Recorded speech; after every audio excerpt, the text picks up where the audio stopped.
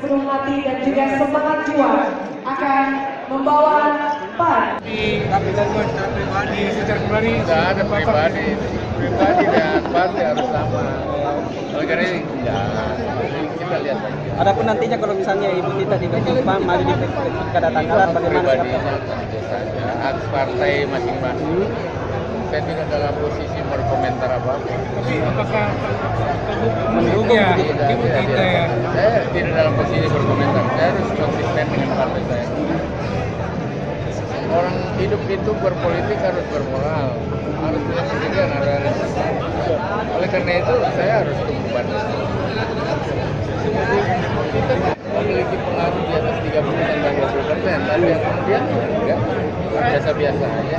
Saya punya integritas berpolitik. Tidak seperti orang ada jabatan karena enggak. Siap. Punya komitmen. Ya, terima kasih Pak Gub.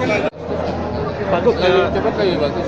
Pak Gub, saya dengar DPD 1 katanya menolak adanya penunjukan PLT di Sumsel begitu. Nggak mau ada PLT, dia ada PLT, yang penting bisnisnya jalan kan.